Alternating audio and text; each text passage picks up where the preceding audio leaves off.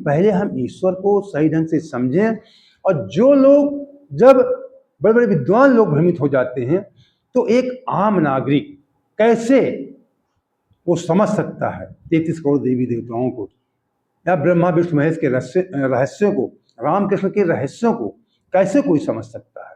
तो हमें सबसे पहले उनको ईश्वर के बारे में बताना है। जब कोई व्यक्ति ब्रह्म को समझ जाएगा, ईश्वर को समझ जाएगा, तो ब्रह्मा विष्णु महेश रामकृष्ण इत्यादि जो जितने भी देवी देवता हैं, ये सब सेकंड पायदान पे बात की कहानियां हैं। लेकिन पहले ईश्वर को तो बताओ, ईश्वर है क्या। ये घमंड, हम कोई काल्पनिक बातें नहीं कर रहे हैं आपसे, ये सब शिव पुराण में लिखा हुआ है। ये परम ब्रह्म परमात्मा, जिन्हें ब्रह्म कहा गया है, निराकार कहा गया, अविनाशी कहा गया, जन्मा कहा गया, भोलेनाथ को उन्होंने खुद कहा है इस बात को, जो मेरे मुख से निकल रहे हैं। कहीं अध्ययन करने के बाद ही कोई बात, जब अध्ययन होगा आपके पास तभी आप बोल सकते हैं। तो परम ब्रह्म परमात्मा शिव, जिन्हें हम ब्रह्म, परम ब्रह्म, दिन रात हम मंदिरों में जाते हैं, शिवलिंग में जल अर्पित करते हैं, निराकार ब्रह्म की पूजा करते हैं, फिर भी भ्रमित रहते हैं। हमारे तमाम जो ज्ञानी लोग हैं सनातन के, वो लोग भी भ्रमित करते हैं। कभी ईश्वर की बात करो तो उलझाते हैं कि नहीं वो सब एक है, वो उनको पूछते हैं, उनको पूछते हैं, बस इस तरह की बातों में उलझाते हैं। एक ईश्वर की बात, निराकार, जल निराकार में चढ़ाते हैं, पूजा जाके मंदिर निराकार की करते हैं, लेकिन बातें फिर साकार रूप में आके लोगों को उलझा देते हैं। तमाम विद्वानों को आप देखते होंगे।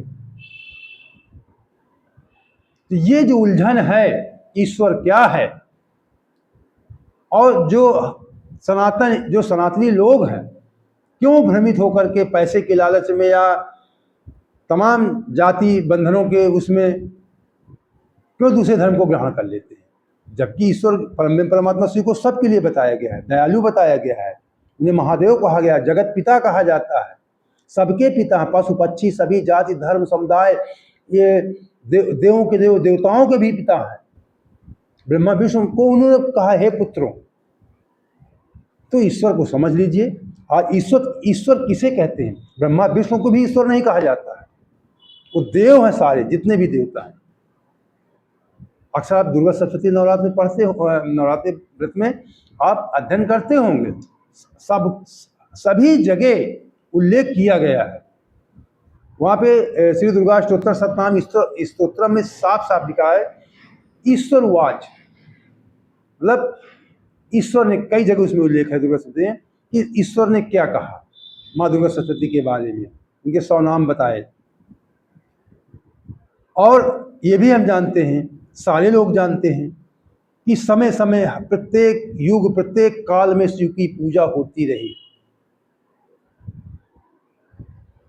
ब्रह्मा विष्णु से लेकर के राम कृष्ण इत्यादि जो भी, जितने इंद्र इत्यादि जो भी देवता या ऋषि मुनि हैं, पांडवों ने, सबने शिव की पूजा की, फिर भी हमें उलझाया जाता है।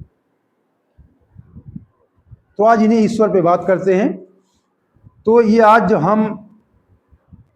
मैंने काफ़ी संयमित ढंग से आपको ईश्वर को बताने का प्रयास किया है और कर रहा हूँ। कहीं भी भ्रम हो, कोई पूर्ण ज्ञानी नहीं हो सकता। हमने पहले शुरुआत में कहा था कि सनातन को कई जन्मों में नहीं समझा जा सकता है, हम भी ज्ञानी नहीं हैं। अगर हमसे गलती हो जाए तो क्षमा करना, हमें कमेंट करके ज्ञान देना, और लेकिन प्रमाणिक ज्ञान देना कि कहाँ पे क्या लिखा हुआ है। और कुछ इधर उधर का ज्ञान, इधर की पुस्तकों का ज्ञान मत देना। जो आप समझते हैं इस बात को, दिन रात पूजा भी करते हैं मंदिरों में निराकार की, लेकिन फिर भी उलझन में रहते हैं। जिस दिन ईश्वर को आप समझ लेंगे, सारी उलझनें समाप्त हो जाएंगी, मन आपका शांत हो जाएगा, आपके सारे बिगड़े काम बनने लगेंगे। विश्वास कीजिए, हम प्रैक्टिकल करके आपको, प्रयोग करके आपको बता रहे हैं। कोई कोर कल्पित बातें या लोक कहावतों की बातें कभी हम नहीं करते हैं। तो ये मैं प्रथम खंड शिवपुराण प्रथम खंड विद्येश्वर संहिता अथ नमो अध्याय, ये मैं आपको सुनाने जा रहा हूँ। शिवपुराण देख लीजिए, प्रथम खंड है, गीता प्रेस गोरखपुर की प्रमाणित पुस्तक है। ये विद्येश्वर संहिता है, ऊपर लिखा हुआ है विद्येश्वर संहिता, देखिए ऊपर लिखा हुआ है विद्येश्वर संहिता। ये 9वां अध्याय है। ये 9वां अध्याय है। इसमें आज काफी हद तक परम परमात्मा शिव ने खुद कहा ब्रह्मा विष्णु से कि मैं ईश्वर हूं, मैं ब्रह्म हूं, तुम लोग ईश्वरत्व को अगर घमंड करते तो गलत है। कैसे कहा? ये जो हमने इसके पहले कहानी शायद बताई थी आपको कि जब एक बार ब्रह्मा विष्णु दोनों के बीच में कि मैं ईश्वर हूं, मैं ईश्वर हूं, इसको लेकर अहंकार युद्ध छिड़ गया था। उनके बीच में एक अग्निस्तंभ आकाश और धरती को चीरता हुआ प्रकट हो गया था। फिर एक आवाज आई थी कि तुम दोनों जो लोग इसको नाप लोगे वही ईश्वर कहलाएगा। फिर दोनों लोग नहीं नाप पाए थे। वहीं पे लंबी कहानी है जो काफ़ी 2-3 अध्याय के संबंध में है।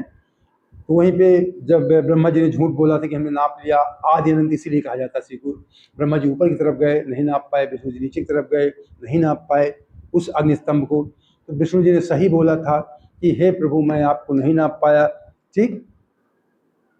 फिर उसके बाद ब्रह्मा जी ने कहा कि नहीं, मैंने नाप लिया है। ब्रह्मा जी ने कहा कि मैंने नाप लिया है और केतकी पुष्प से गवाही भी दिला दिया था। तब वहीं पे विष्णु जी ने समझा, ब्रह्मा जी ने विष्णु जी से कहा तो विष्णु जी समझा कि ये ईश्वर है, इन्हीं की पूजा करने लगे थे। विष्णु जी ब्रह्मा जी को ईश्वर मान के पूजा करने लगे थे। तभी उसी अग्निस्तंभ से परम परमात्मा शिव साकार रूप में प्रकट हो गए थे और क्रोधित हो गए थे और वहीं पर ब्रह्मा जी का एक सिर भी काट दिया था और यह कहा था कि आपकी कभी दुनिया में पूजा नहीं होगी।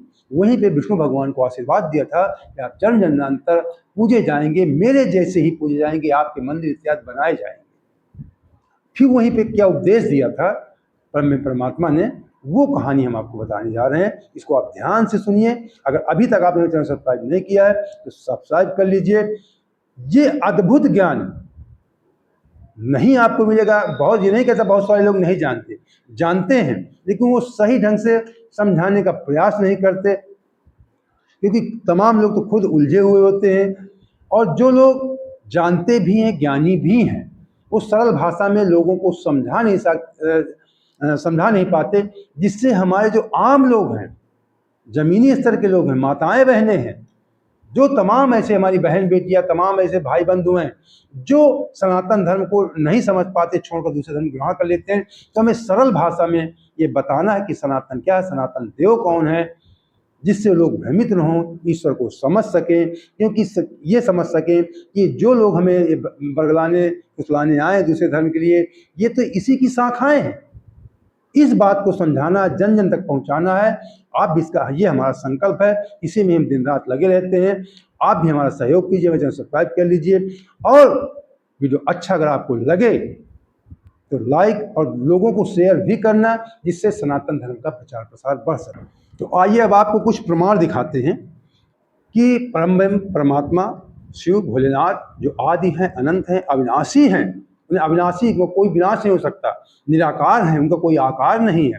वो अपनी माया से साकार रूप धारण कर, जिसे हम शंकर महेश कहते हैं, उनका साकार रूप अपनी माया से वो धारण करते हैं, लेकिन वो निराकार है, अजन्मे हैं, आदि हैं, अनंत हैं। तो उन्होंने क्या कहा, जो भी मैंने बताया आपको अग्निस्तंभ वाली बात, तो वहीं पे क्या मतलब उन्होंने ब्रह्मा और विष्णु से कहा, ये आप सुन लेंगे, समझ लेंगे तो शायद आपको समझ में आ जाएगा कि ईश्वर कौन है। अब ये देखिए, सबसे पहले मैं आपको थोड़ा सा बता दूं। हाँ, जब ब्रह्मा जी जब ऐसी घटना हो गई, उसके बाद ब्रह्मा विष्णु दोनों महादेव के दाएं बाएं खड़े हो गए। ब्रह्मा जी का जन्म महादेव के दाएं अंग से हुआ था, विष्णु जी का बाएं अंग से हुआ था। दोनों दाएं बाएं खड़े हो गए और फिर उनका विधि विधान से तमाम तरह की वस्तुओं से पूजन करने लगे। मतलब जो एक साधारण मनुष्य उन वस्तुओं से पूजा नहीं कर सकता, उन वस्तुओं से वो पूजा हार, नूपुर, केर, किरीट, रेशमी वस्त्र, हार, मुद्रिका, आगुर का अनुलेप, धूप, श्वेत छत्र, व्यंजन, ध्वजा, तमाम ऐसे आभूषण, ऐसे वस्तुओं से पूजा किया। दिव्य भव्य महादेव का पूजन ब्रह्मा विष्णु करने लगे। और इसके बाद फिर आपको बता दें, जो वस्तुएं महादेव को प्राप्त हुई ब्रह्मा विष्णु से, उन वस्तुओं को महादेव ने अपने सभासदों में वितरित कर दिया।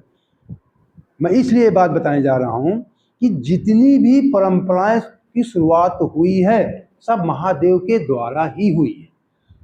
अपने सभासदों में इसलिए वितरित कर दिया कि जब भी कोई ज्यादा सामग्री मिले संत महात्मा को या नेताओं को, तो अपने आश्रितों में उसे बांटना चाहिए। ये कहा कि ये प्रथा बनी, इसीलिए कहा कि ये सभासदों में सब कुछ वितरण कर दिया कि शेष परंपरा बनी रहे, प्राप्त पदार्थों को आश्रितों में वितरण करना चाहिए। तो जिस चीज की भी शुरुआत है सब महादेव ने ही किया। महादेव ने गुरुमंत्र की शुरुआत भी किया था, ब्रह्मा विष्णु वहीं पे गुरुमंत्र भी दिया था, गुरुमंत्र वहीं पे दिया था। सारा सिस्टम ब्रह्मा विष्णु, शिवलिंग की पूजा की शुरुआत भी ब्रह्मा विष्णु ही किया था सबसे पहले। ये हमने बताया। अब मेन पॉइंट पे आते हैं। लिखा हुआ है ईश्वर बोले, मैंने कहा ईश्वर। अब देखिए साफ साफ इसमें लिखा ईश्वर, ये लिखा हुआ है। ये विदेश्वर संहिता 9वां अध्याय पेज नंबर 70 में 71 में लिखा हुआ। ये लिखा हुआ, मैं जहाँ पे उंगली रखे हूँ देख सकते हैं। ईश्वर बोले, ईश्वर महादेव को कहते हैं, आप देख सकते हैं लिखा हुआ। अब ईश्वर ने क्या कहा ये हम आपको सुनाते हैं, थोड़ा बताते हैं क्या कहा उन्होंने ब्रह्मा विष्णु महादेव ने। अब यहाँ पे शुरुआत लिखा हे पुत्रों, पुत्र शब्द का इस्तेमाल किया है महादेव ने, क्योंकि महादेव से ही जन्म। शिव, अब यहाँ पे थोड़ा मैं आपको परिभाषित कर दूं। हम लोग महेश्वर शंकर को ही शिव समझ लेते हैं, तो जो ईश्वर है वो शिव है। ठीक, शिव से ही ब्रह्मा विष्णु महेश की उत्पत्ति हुई है। इसीलिए शिव जो है, शिव को ईश्वर कहा जाता है। शिव मतलब शिव कह रहे हैं ब्रह्मा विष्णु से, हे पुत्रो, शिव से उत्पत्ति हुई है ब्रह्मा विष्णु की। ठीक, समझ रहे हैं, ये परम ब्रह्म है शिव। शिव जो है परम ब्रह्म है, ईश्वर तो एक ही होगा ना। देखिए हम शुरुआत करते हैं 3 से, ब्रह्मा विष्णु महेश से, तो सारे लोग भ्रमित हो जाते हैं, फिर 33 करोड़ देवी देवताओं में आ जाते हैं। अन्य धर्मों के लोग कहते हैं ईश्वर तो एक होता है, ईश्वर कभी जन्म नहीं लेता है। यही पे भ्रम पैदा हो जाता है। जबकि यही से शुरुआत हुई, निराकार परम परमात्मा शिव से। शिवलिंग की पूजा करते हैं निराकार रूप में, लेकिन फिर भी तमाम विद्वान लोग उलझा देते हैं, और जो लोग नहीं समझ पाते वो दूसरे धर्म को ग्रहण कर लेते हैं। जिन लोगों ने शिव को समझ लिया, ज्ञान, बुद्ध जी ने ज्ञान प्राप्त कर लिया। ज्ञान का मतलब क्या, ब्रह्म को समझ लिया, मतलब शिव को समझ लिया, और लोगों ने बुद्ध जी को ही अपना ईश्वर मान के उनके नाम से धर्म चलने लगा। लोग बौद्ध धर्म ग्रहण कर लेते। इस प्रकार इस्लाम धर्म, मोहम्मद साहब को लोगों ने अपना पैगंबर उनको मान लिया, उनके नाम से धर्म चलने लगा। ईसा मसीह जी के हैं। सारे धर्मों में ऐसा ही है। जिन लोगों ने शिव को समझ लिया, मेरी बात समझिए, उन लोगों ने, जिन महापुरुषों ने शिव को, शिव मतलब ब्रह्म, आप कुछ भी शब्द इस्तेमाल कर सकते हैं, मतलब शिव ब्रह्म को जान लिया कि कोई ईश्वर है, कोई सत्ता है जो निराकार है, जो हमें संचालित कर रही है।